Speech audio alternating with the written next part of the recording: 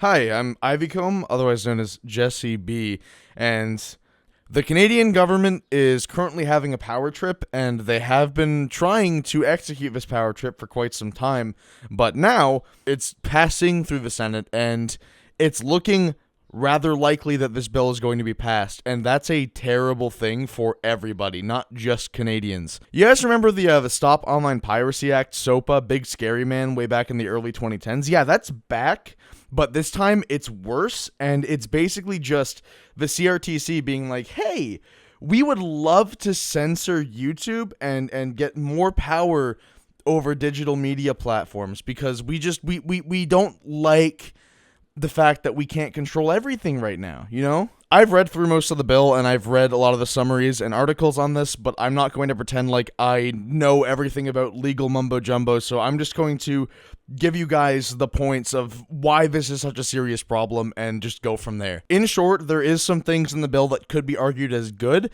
but I think that the negatives of this bill massively outweigh the positives, and on top of that, it's still based on outdated legislature about copyright law. Basically, one of the biggest things that Bill C-11 proposes is the ability to have online media companies promote Canadian content, specifically stuff that, is what they deem to be Canadian. And this kind of screws over both the creators that they're trying to promote and everyone else.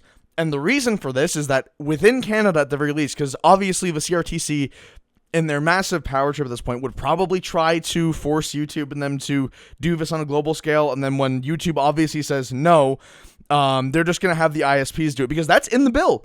If they deem something to be un-Canadian, they can just not boost it. And there has been some talk about apparently they can also shut it down, but I'm not sure that's true. But either way, promoting these small Canadian artists also doesn't help them, especially not on a platform like YouTube, where watch time is the ultimate thing that matters.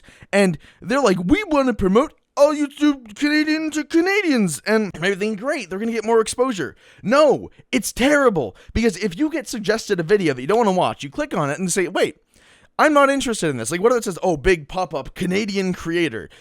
That is going to just deboost the hell out of their channel because they're going to be getting a lot of clicks from people that aren't interested in the content when they realize 5 seconds into the video, oh wait, this is a gaming video, I don't care about this, and then they click off. And from a bigger standpoint, I think that the overarching problem here is not that they want to promote Canadians or they want to censor things. It's the fact that they are trying to take control of what is effectively a private company, like not in Canada, because this applies to all digital broadcasting, by the way. It applies to Netflix, it applies to YouTube, it would apply to platforms like Floatplane and Patreon. The overarching problem here is that this is a bill that gives so much power to the Canadian government, within Canada at the very least, and basically doesn't give anyone else, A, a piece of the pie, and B, it screws over the people that the bill is trying to protect. It's extremely irritating to know that the Canadian government would do something like that. I mean, I'll be honest, I'm not really that surprised. I'm sorry, but even though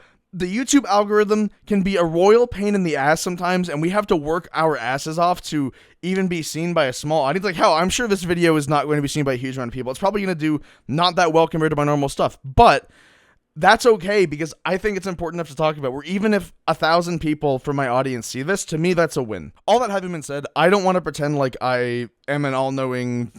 I don't want to pretend like I'm an all-knowing entity on this matter, because I'm not.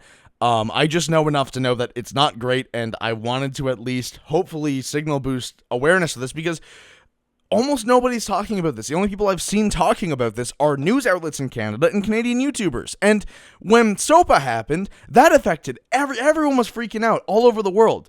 Why has Bill C-11 gone under the radar? And before you say, oh, it's because it's Canadian, it's like Canada and the US are basically interlinked. This is going to have negative repercussions for everybody. This is not going to just fuck over Canadians. This will fuck over everyone. And that's why I'm so mind blown that it has just somehow slipped under the radar and it's not being talked about. I'm not trying to fearmonger. I'm not trying to generate hype around this hate bandwagon of oh, big mad, bad government man bad. It's quite literally, I am concerned for my place as a creator on this platform and just on the internet in general, as a Canadian. And I know that I'm not the only Canadian content creator that feels that way. That's a very common thing right now among people that are familiar with the bill.